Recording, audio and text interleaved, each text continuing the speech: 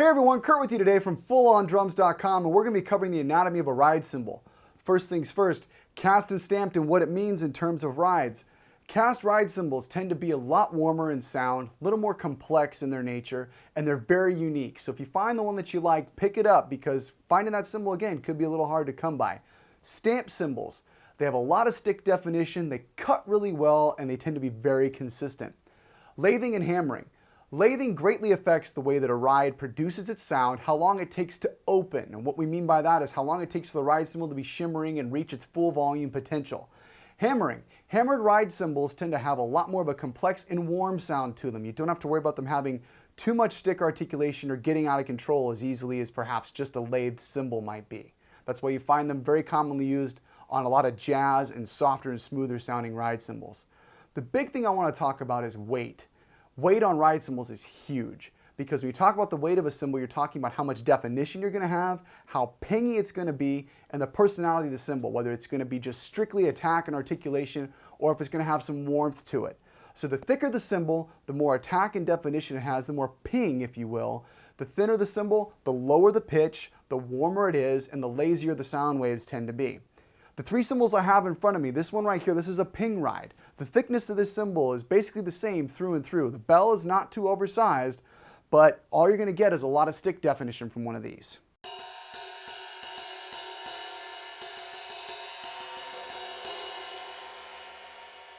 Next up is a medium ride cymbal. This is also a cast cymbal. Now, this cymbal starts out thick at the top, but as you get closer towards the edge, it thins out a little bit. So it's a warmer sounding cymbal, has a little more presence and isn't as pingy.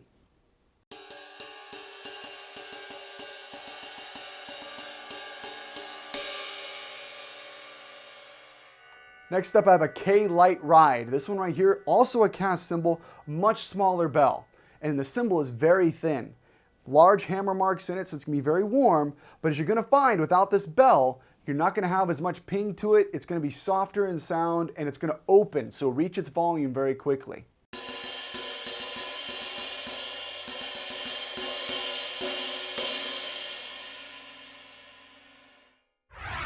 Bell size. How does it help you? How does it hurt you?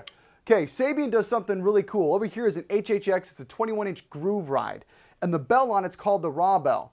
So what they did is when they made this cymbal, it is a cast cymbal, they didn't finish machine the bell. They left it pretty much as it comes out of the oven. They hammered it out, and as a result, with the thicker bell, the cymbal itself is actually thinner, but you get a lot of volume and presence from it because of the heavier, darker bell.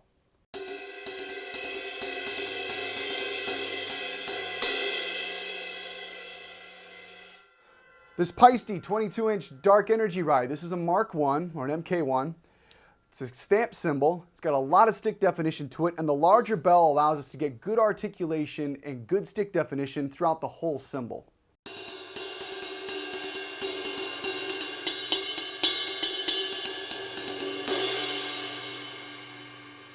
Now, while we're talking about bell size, as far as how it relates to the cymbal and how long it sustains, the larger the bell, the more volume you're going to get from your cymbal, the longer it's going to take the cymbal to reach that full potential volume, and the longer it's going to take to close. And what that means is if you were to crash on it or to strike it slightly heavy, if you have a larger bell on your cymbal, it's going to ring longer. If you have a smaller bell, it won't sustain as long.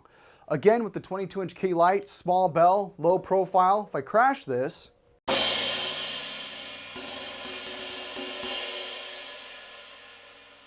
calms down fairly quickly. If I were to try and do that with this Peisty, a lot of presence, a lot of sustain, takes a lot longer for the cymbal to calm down.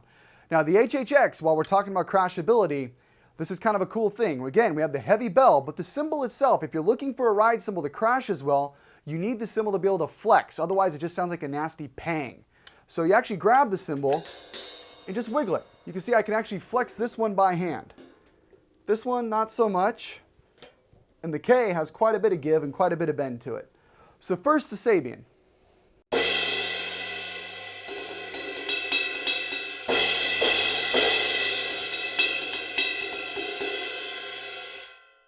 And now the K, because it has a smaller bell, it's not going to have as much stick definition to it, but it should have a very open, washy crash sound to it.